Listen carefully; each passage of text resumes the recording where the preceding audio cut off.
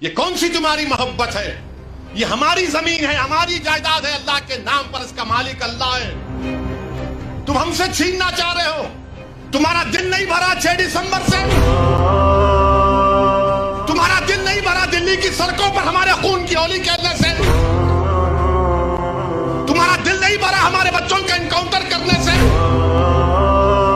तुम्हारा दिल नहीं भरा बुलडोजरों से हमारे घरों को तोड़ने से, तुम्हारा दिल नहीं भरा हमारे बच्चों के सरों से हिजाब खींचने से, तुम्हारा दिल नहीं भरा हमको इस मुल्क की शरीयत खत्म करने का कानून बनाया। अब तुम हमको हमारे वजूद को मिटाना चाहते हो। खुदा की कसम अपने वजूद को मिटने नहीं देंगे इंशाअल्लाह ताला। अब महाराज की सियासत भी गरमा रही है। वहां पर पहले वाले दिनों में क्या उठक पटक हुई, किस तरह से दो पार्टियों को तोड़ दिया गया, उनका निशान भी छीन लिया गया, ये सारी चीजें आपने देखी। अब महाराष्ट्र की राजनीति में एक मुद्दा और उभर के आ गया है।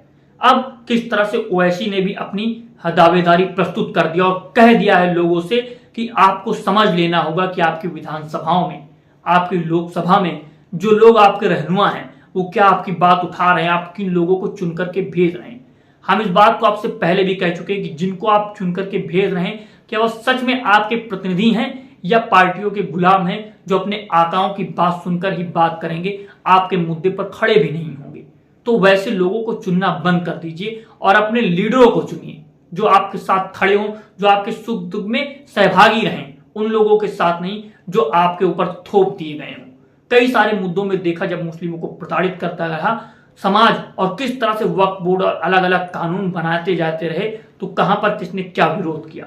और ओवैसी का जो भाषण है, जो उन्होंने शब्दों का इस्तेमाल किया है, किस तरह से वो वायरल होते हैं, इस वीडियो को आपको सुनना चाहिए और उन्होंने अपने लोगों से क्या गुहार लगाई है यह भी आपको सुननी चाहिए। ये कौन सी तुम्हारी मोहब्बत है? ये हमारी जमीन है, हमारी जायदाद है, अल्लाह के नाम पर इसका मालिक अल्लाह है। तुम हमसे छीनना चाह रहे हो।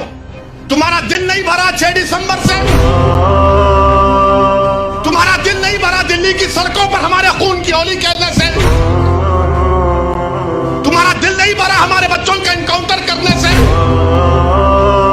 तुम्हारा दिल नहीं भरा बुलडोजरों से हमारे घरों को तोड़ने से, तुम्हारा दिल नहीं भरा हमारे बच्चों के सरों से हिजाब खींचने से, तुम्हारा दिल नहीं भरा हमको इस मुल्क की शरीयत खत्म करने का कानून बनाया। अब तुम हमको हमारे वजूद को मिटाना चाहते हो। खुदा की कसम अपने वजूद को मिटने नहीं देंगे इंशाअल्लाह ताला। अजीज दोस्तों और बुजुर्गों, मेरी आपसे दबन गुजारिश है कि महाराष्ट्र के असेंबली इंतखाबात आने वाले हैं। मैं आपसे अपील कर रहा हूं, जो लोग वक्फ की जायदादों को बर्बाद करने आ रहे हैं, आप और हम मिलकर उनको इंशाअल्लाह बर्बाद कर देंगे सियासी तौर पर। मेरी आपसे अपील है कि मैं यकीनन कह रहा हूं कि इस महाराष्ट्र की विधानसभा में आपको इम्तियाज जलील को और मंजलिस के नुमाइंदों को भिजाना जरूरी है। तुम्हारी आवाज हो, अगर तुम्हारी आवाज नहीं होगी तो कौन आवाज उठाएगा? तुम नहीं देखते पार्लियामेंट में क्या हो रहा है? तुम नहीं देख रहे पार्लियामेंट में कौन पुकार रहा है दीवानों की तरह? क्या तुमको नजर नहीं आ रहा कि किसके कलेजे में, सीने में, किसकी आंख में आंसू है जो तड़प तड़प कर देख रहा है कि मेरे बर्बादी का कानून मेरे आंखों के सामने बनाया जा रहा है? कौन होगा तुम्हारी आवाज को? छोड़ो इन चीजों को।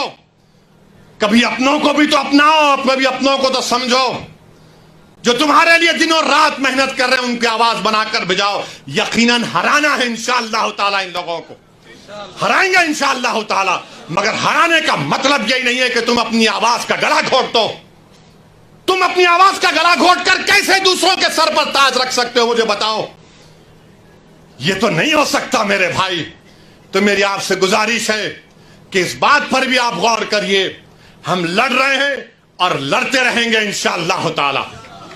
और अगर मोदी ये कानून बनाते हैं तो जैसा कि पर्सनल लॉ बोर्ड ने फैसला लिया कि अगर एहतजाज होगा मोदी जी तो आप हमारे वजूद को मिटाना चाह रहे हैं, बेहतर यह है कि मैं रोड पर आकर अपने आप को खत्म कर लूं, मगर अपने घर में बैठकर अपनी जायदादों को छीनना नहीं देख सकता जो अल्लाह उसका मालिक है।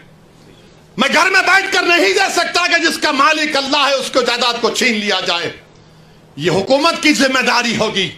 आपको अगर कानून बनाना है तो रोजगार दो, कानून बनाना है तो महिलाओं को बचाओ। अरे कैसा हमारा मुल्क हो चुका है कि उज्जैन में बीच सड़क पर फुटपाथ पर एक जालिम शैतान एक खातून की अस्मत रेजी कर रहा है। ये कैसा हमारा देश हो गया है? ये गांधी का मुल्क, ये आजाद का मुल्क, अंबेडकर का मुल्क, कि वो उसका वीडियो निकाल रहा है अस्मत रेजी का। ये कैसा हमारा वतन हो गया है जब हमने अंग्रेजों से खंदा मिलाकर जलियांवाला बाग में अपनी जानों को दे दिया। हमने काला पानी की सजाएं हमारे हिंदू भाइयों के साथ काटी। आज एक अशरफ मुनियार को ट्रेन के डब्बे में पीटा जाता है तो कोई उफ नहीं बोलने तैयार। बचाना तो छोड़ो, कोई उफ बोलने के लिए तैयार नहीं है। याद रखो, जब आप अपनी लड़ाई नहीं लड़ेंगे कोई तुम्हारी लड़ाई नहीं लड़ेगा। तुम्हारी लड़ाई तुमको लड़ना पड़ेगा।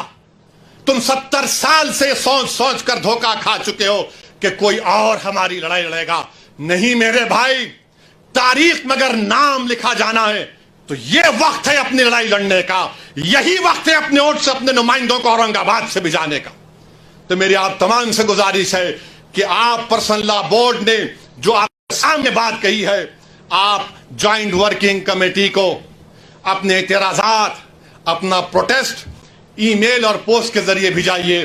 15 सितंबर आखिरी तारीख है और अल्लाह से कसरत से दुआ करिए कि परवरदिगार तो हमको जिंदा रखकर ये नजारे मत दिखा कि हमारी जमीनें जिसका तू मालिक हमसे छीन ली जाए। अल्लाह से हम गिड़गिड़ा कर सरबसूद होए, से गिड़गिड़ा कर भीख मांगे, इत्तेहाद पैदा करिए। ये कानून ना देवबंदियों के मफाद में है, ना बरेलवियों के मफाद में है, ना अहले हदीस के मफाद में है, ना बोरी समाज के मफाद में है, ना अथना शरी शिया के मफाद में है, ना आगा खानी शियाओं के हक में है, किसी के हक में नहीं है। ये सिर्फ और सिर्फ मोदी जायदादों को छीनने के लिए कानून बना रहे हैं। अल्लाह इन जायदादों की हिफाजत करे। अल्लाह हमको इतने इत्तेहाद पैदा करे कि मुत्तहदा तौर पर इस कानून को रोकें और अल्लाह सुब्हानहू व तआला इन ऐसे हुकूमतों को, ऐसे पार्टियों को अल्लाह सियासी तौर पर इंतखाबात में इनको शिकस्त दे, बदतरीन शिकस्त दे। आपने असदुद्दीन ओवैसी साहब की बात को सुना कि उन्होंने महाराष्ट्र में अपना बिगुल फूंक दिया है और लड़ने के लिए पूरी तरह से जमीन पे उतरने को राजी हैं। वो चाहते हैं कि उनकी भी पार्टी के लोग, उनके समाज के लोग रहे हुए विधानसभाओं में पहुंचें और अपनी बात रख सकें, अपने लोगों के मुद्दों को रख सकें। तो इन चीजों को आप कैसे देखते हैं? क्या इस तरीके की राजनीति बढ़नी चाहिए? क्या लोगों की जो सहभागिता होती है वो बढ़नी चाहिए? आप इस मुद्दे पर अपनी राय कमेंट बॉक्स में कमेंट कीजिए। आप देख रहे हैं न्यूज़ हंट, मैं आमिर खान आजाद।